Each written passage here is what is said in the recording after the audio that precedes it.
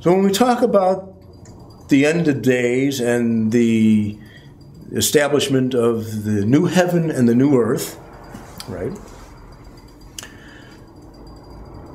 We're talking about two vibrational realms merging and creating a new, unknown, ever before vibrational realm. That's the new heaven and the new earth. And so what used to be the psychic realm or the astral plane, or there's different ways of describing it, but it's certainly something that is not just a single piece. It has striations in it, okay? But can be lumped together in this term of the kingdom of heaven, right? That we are in harmony with, we're synchronized with, we're attuned to through our spiritual bodies, right?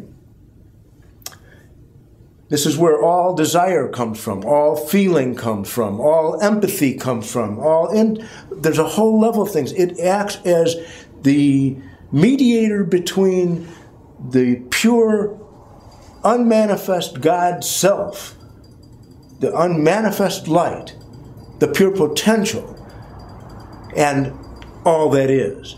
It's the focal point from pure potential energy into kinetic energy. So where you have the conversion of potential energy now moving out into kinetic energy, where things happen, that convergent point is the mediator.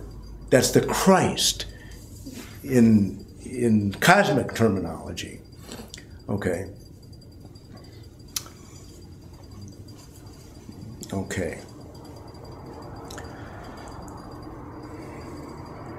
So we talked about the elect and how we become placeholders for this new reality, this connection with the kingdom of heaven and the kingdom of earth, of Christ consciousness in form.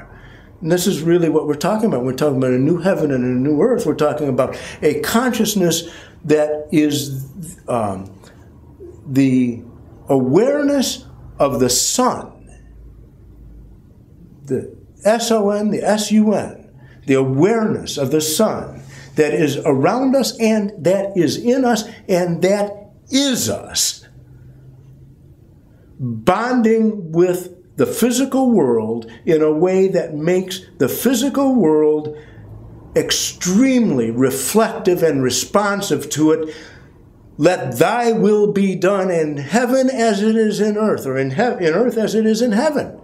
So in order for that to happen, for the will of the God being to manifest as easily and as thoroughly and as unimpededly as it does in the spiritual body, and to have that happen in the physical body, those two bodies have to come together.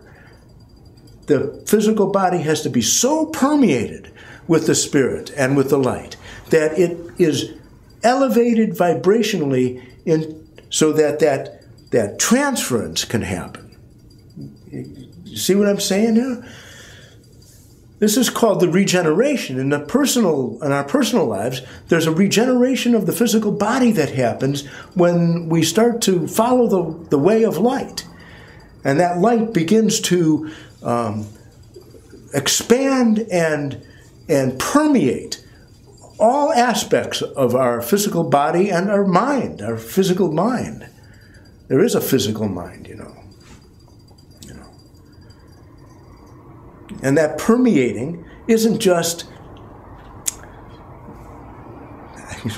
it isn't like fog moving into an area and everything's still the same, and then the fog can move out and nothing's changed. This is like a fog of light that comes in and changes everything that it touches into itself. Okay. So in our physical bodies, this happens through the spiritual body connection with the physical body, which is through the nucleus of every cell, right? These are the connection points, and that brings light into our physical body so that our physical body becomes more and more of a light body itself. Okay? The same thing is happening on the physical, on the planetary level, and it requires that there are more and more of us who are acting as the elect, that are acting as those placeholders, who are saying yes to this process. Be it done unto me according to thy word. Let me be transformed and transmuted by the light of the Christ, so that I can be that leaven, that yeast, secreted away, tucked into the 3 measures of meal, and so the whole lump could be leavened. That's the process we're talking about. That's literally the process we're talking about. And so the calling to be a servant of the way is a calling to that process, to be that yeast